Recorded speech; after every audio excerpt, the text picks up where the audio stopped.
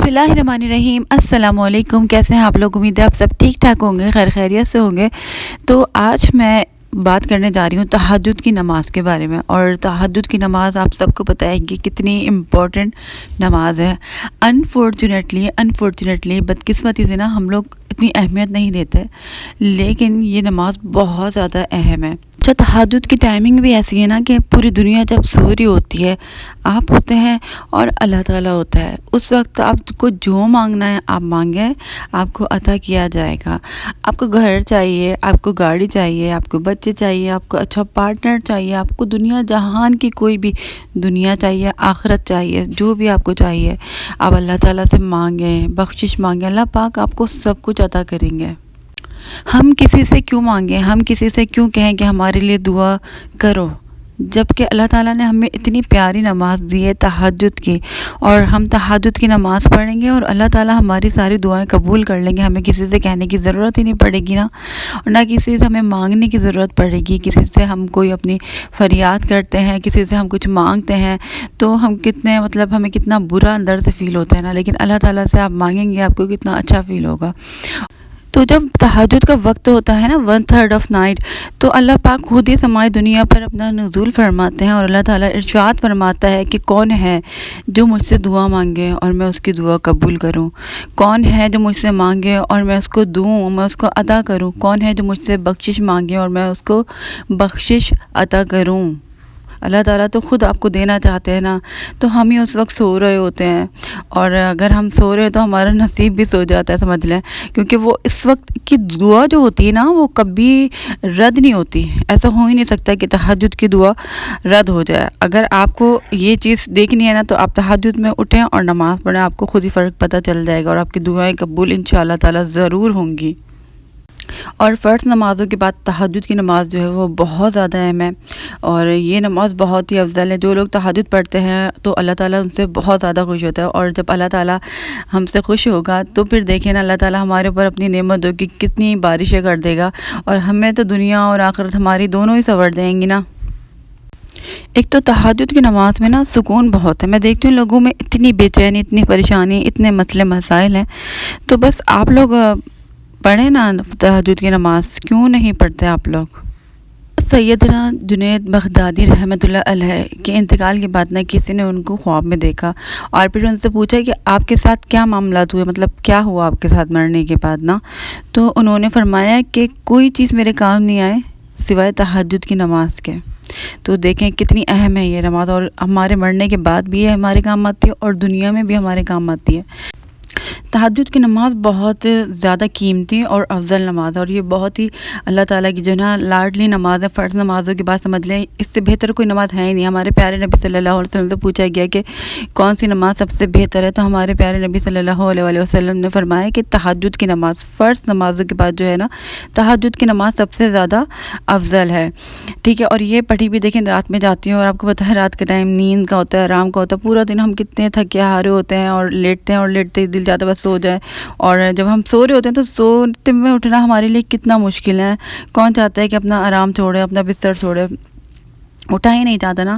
تو جب ہم اللہ کی خاطر اپنا آرام، اپنا بستر چھوڑتے ہیں نا، تو یہ دیکھیں یہ کتنی بڑی قربانی ہوتی ہے، اور جب قربانی بڑی ہو تو پھر رب کی مہربانی بھی بہت بڑی ہوتی ہے۔ تو جب آپ چاہتے ہیں کہ آپ کا رب آپ پر مہربانی کرے تو آپ تہجد کی نماز پڑھیں، اور یہ بہت ایسا لگتا ہے نا بہت مشکل کام ہے اس طریقے سے، مطلب اٹھ کے نماز پڑھنا، لیکن اتنا مشکل نہیں ہے آپ کو لگ رہا ہے۔ مجھے بھی ایسا لگتا تھا کہ یہ مشکل کام ہے، میں نہیں کر پاؤں گی، لیکن اچھا جب آپ تہجد کی نماز پڑھیں گے نا خود بخود آپ کے اندر انرجی آ جائے گی، بہت آپ کے اندر انرجی آ جاتی ہے۔ تو آپ کو لگ رہا ہے مشکل ہے، آپ پڑھنا شروع کریں۔ آپ ایسا کر سکتے ہیں کہ 15 منٹ پہلے اٹھ جائیں یا 10 منٹ پہلے نماز سے اٹھ جائیں، پھر آپ اس کے بعد تہجد پڑھ لیں، اور تہجد پڑھنے کے بعد پھر ظاہر سی بات ہے فجر کی اذان ہوتی ہے، تو آپ کو فجر کی نماز بھی مل جائے گی، آپ کو خود بخود ساری چیزیں ہونے لگ جائیں گی نا۔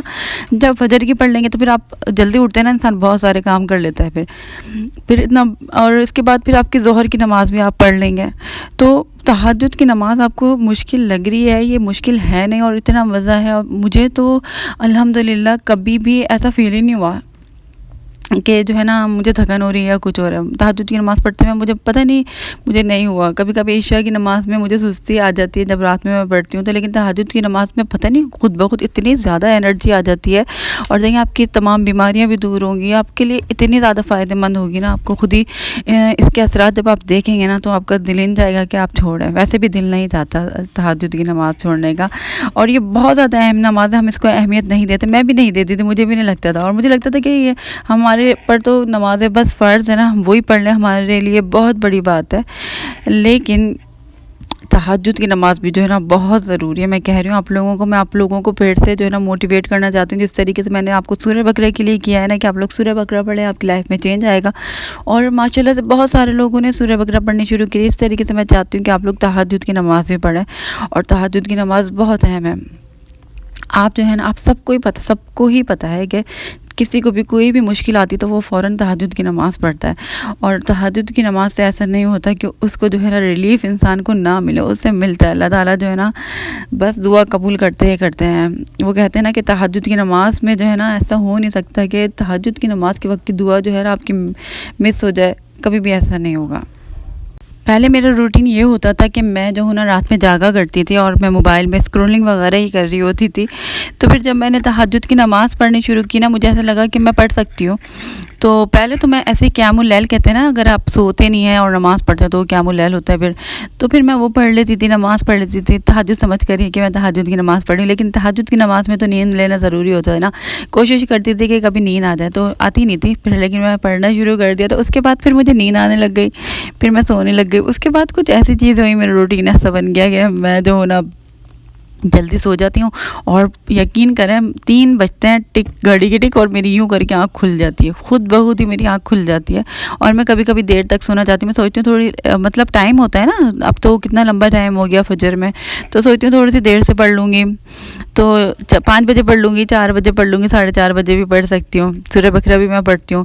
تو لیکن خود بخود 3 بجے آنکھ کھل جاتی ہے، پھر میں پڑھتی ہوں. لیکن میں ایسا ہوتا ہے کہ میں دوبارہ سے سونے کی کوشش کرتی ہوں نا. جب ہم فجر کی نماز پڑھ لیتے ہیں تو پھر نیند نہیں آتی، بہت مشکل ہوتا ہے وہ وہیں سے سلسلہ جوڑنا.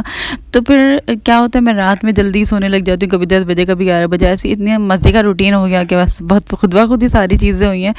تو دعا ہے اللہ تعالیٰ سے کہ اللہ تعالیٰ ایسے ہی جاری اور ساری رہیں. لیکن جو بھی میرا روٹین ہوگا نا، مجھے بیچ میں اٹھنا پڑے گا، کچھ بھی نیند کی قربانی دینی پڑے گی نا، میں دے لوں گی. لیکن میں تہجد کی نماز انشاءاللہ پہلے میں نے نہیں سوچا تھا. پہلے مجھے لگا تھا میں تھوڑے ٹائم کے لیے تینوں چیزیں جو میں کر رہی ہوں نا، استغفار اور سورہ بقرہ، یہ میں نے سوچا تھا کہ میں نے ایسے ہی شروع کیا تھا.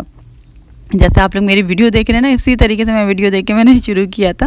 لیکن اب مجھے لگ رہا ہے کہ میں یہ چیزیں چھوڑ ہی نہیں سکتی ہوں اور مجھے اس کو کنٹینیو رکھنا چاہیے، کیونکہ اس کی برکات اور رحمتیں بہت زیادہ ہیں، بہت برکات ہیں. آپ لوگ پڑھیں گے نا، آپ لوگوں کو خود اپنی زندگی میں چینج محسوس ہوگا. اور مایوس مت ہوا کریں، اللہ کی ذات بہت بڑی ہے. تو بہت زیادہ جو لوگ پریشان ہوتے ہیں نا، میں ان کو سب سے پہلے کہتی ہوں کہ آپ استغفار پڑھنا شروع کریں کثرت کے ساتھ. استغفار سے جو ہے نا آپ کے دل کو سکون ملے گا. اور جو لوگ تہجد کی نماز نہیں پڑھ سکتے، لیکن کوشش کریں کہ آپ لوگ تہجد کی نماز پڑھ لیں. تہجد کی نماز سے آپ کے بہت مسائل حل ہونا انشاءاللہ تعالیٰ شروع ہو جائیں گے. لیکن جو ہے نا کنٹینیو رکھنا پڑتا ہے، تو پھر فائدہ ہوتا ہے ہر چیز کا. ٹھیک ہے.